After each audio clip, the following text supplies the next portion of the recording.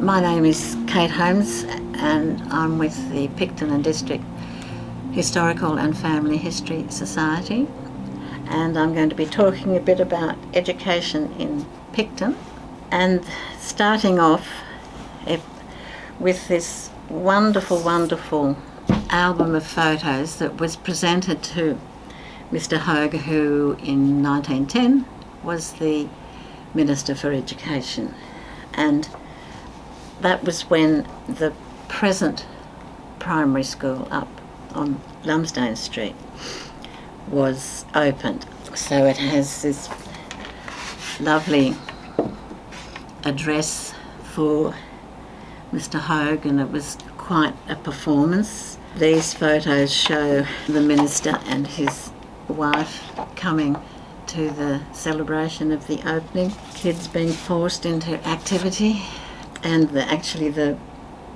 back of the school. You'll see another photo of it in this.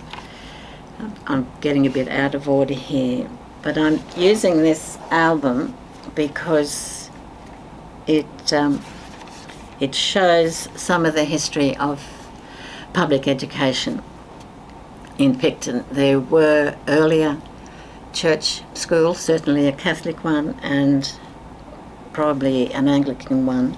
This was in 1854.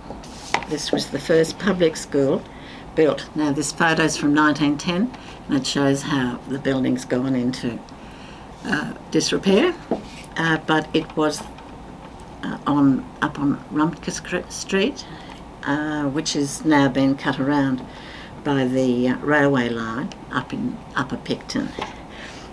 And unfortunately, one of the schoolmasters there had the terribly sad matter of his two children drowning in a well on the property.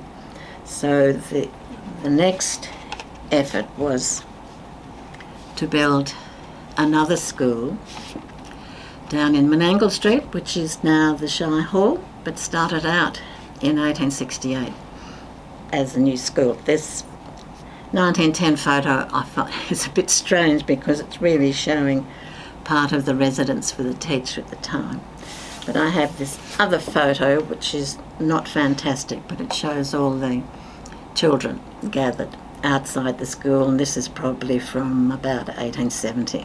With both these schools, the Upper Picton School, the parents in Lower Picton, or the private town of Picton, and down in the commercial area now, complained that their children had to walk up.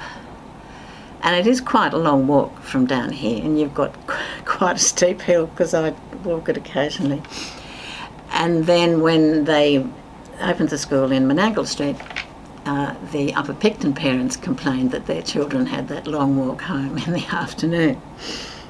So they, in 1910, they opened the new school, and I don't think even these buildings actually survived. This was the Argyle Street side of it. And when you look at a map, this is what we often call Upper Picton, and here's present-day Rumpke Street, which originally went all the way along.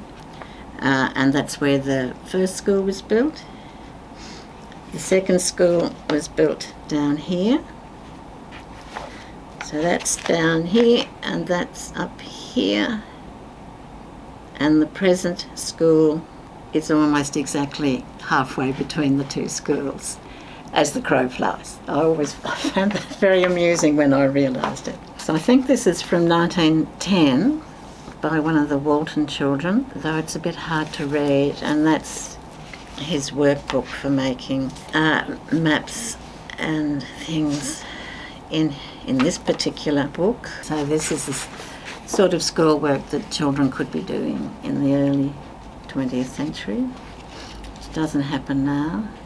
And I can assure you I have a map of Scandinavian countries, and particularly that coastline, done by my aunt in about 1912, a similar sort of time to these.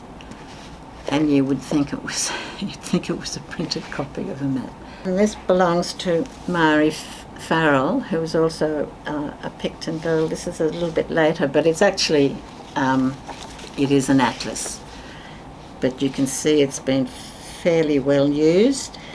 I'm always interested to see that in any of these books, there are quite often someone's just jotted down on an empty space some numbers and letters possibly being added up and carried on. So that is what's now the primary school, which was the only school in Picton up until the building of the high school in 1958. If you found this video interesting, the Society meets in the Wallenderley Library, Menangle Street, every Thursday, and we also have a special family history session on the first Tuesday of the month, and we meet on the first Saturday of the month. If you'd like to come and see if you might be interested in helping us in any way, we're doing lots of digitising and we still have lots of paper records that need to be sorted. So we'll hope to see some of you soon.